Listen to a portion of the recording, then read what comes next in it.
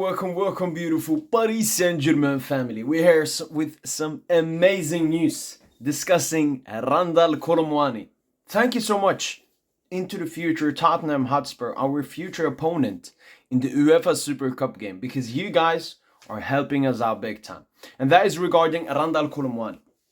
Randal Kolo Muani obviously joined Paris Saint Germain for 90 million euros.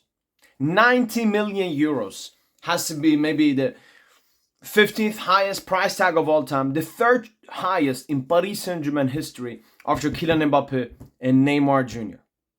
So deadline day signing. That's why Kolo also costed that much.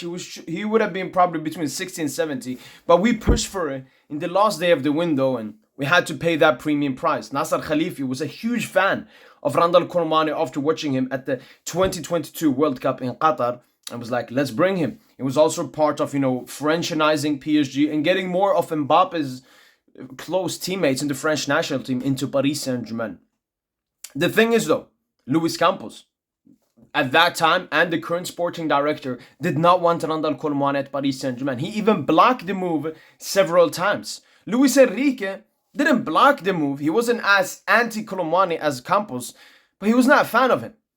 He would have rather kept Ekitike, who obviously went to Liverpool for 90 million. He would have rather kept Hugo Ekitike than bringing Randal Kolo Muani. The main guy bringing Randal Kolo Muani was Nasser Khalifi, who has close ties with Randal Kolo Muani's agent, Moussa Sissoko, same agent as Desiree Doué, Ousmane Dembélé, and Bradley Barcola recently signed with him.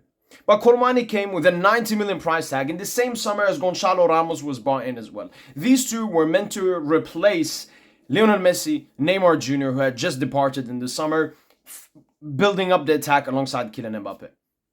Kolo Muani in the first games, I remember his first cameo. Came off the bench versus Nice, got a great assist to a beautiful Kylian Mbappe goal. But then we started to see Kolo Muani. He was not good. He was not 90 million, and he wasn't that good. Then what happened after Luis Enrique started playing his system more, and then he wanted the player that plays in the central position to be extremely technical, at the same time as having qualities of a 9, which Gonçalo Ramos and Randal Kolo Muani did not fit. So that's where Kylian Mbappe went from left winger to striker, and then Bradley Barcola came into the starting 11 ahead of both Gonçalo Ramos and Randal Kolo Muani, Dembélé on the other wing. And since then, the story of Kolo Muani has been dead. His confidence is only going down. I would also say Randal Kolo Muani suits a more counter-attacking team, like he's playing in the Bundesliga. Liverpool, their playing style will suit Randal Kolo Muani, for example, more Ekitike as well than Paris Saint Germain.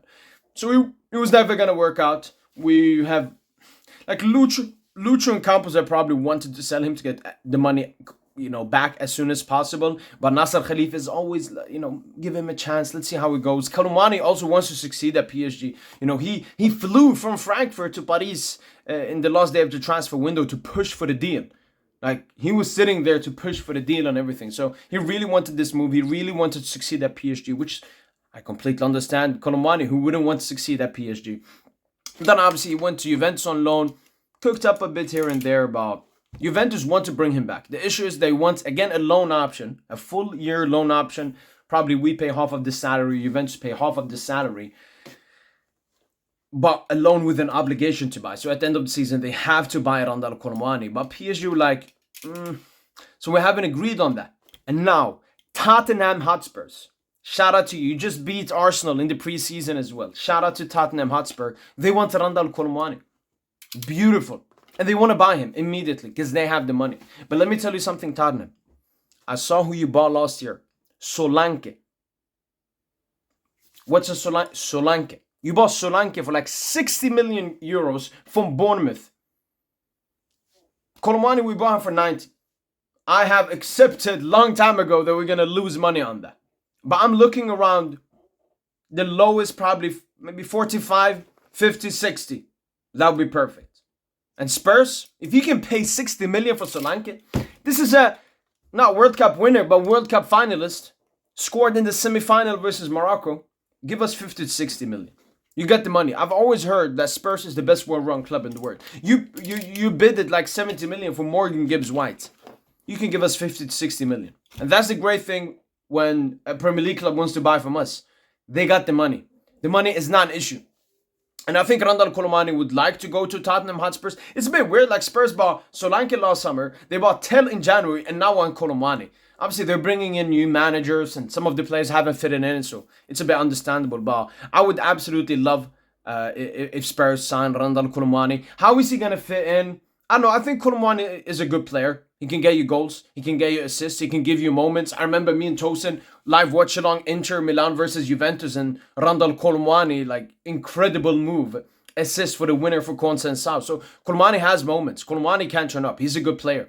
Can he suit Spurs style? I mean, I don't know how they would play under Thomas Frank and so on, but Kolo is a good player. If you play more counter-attacking football, he would be actually a very good fit with Heung-min Son. As said, Kolo Muani, he's not like a striker 100% goals. He's like 50 playmaking, 50 goals. Not the best finisher and so on. Can still bag you a lot of goals, but also very good playmaking and so on. Making great runs, fights on the pitch all the time. So yeah, I really hope this transfer potentially goes through. I hope Spurs go with it because we're already rich, but this will give us even more money to spend.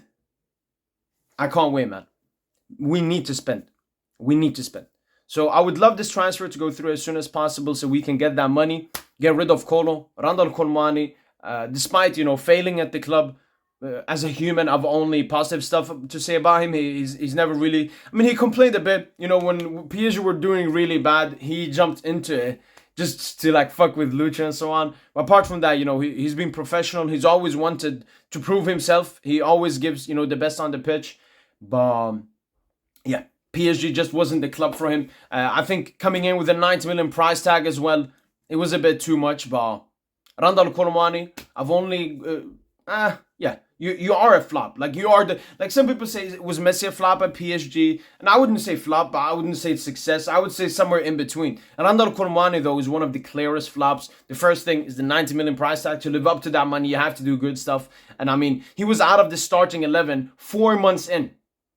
Completely embarrassing. Obviously, it puts question marks on the management. In that first summer, when Luis Enrique came in, some players Nasser signed, some players Luis Campos signed, some players Luis Enrique signed. But now the new strategy, all of them agree on the players. Zabarni, everyone agrees on them. Chevalier, everyone agrees on them. And that's obviously how we should be continuing. We get better with time. We get better with time. But hopefully we sell Kolo Muani because that will give Paris Saint Germain even less excuses on buying some players. There's 1 month left in August. Let's make the signings that are needed. That's been it from boy PSG. Hopefully you guys have enjoyed this video. And as usual, allez, Paris.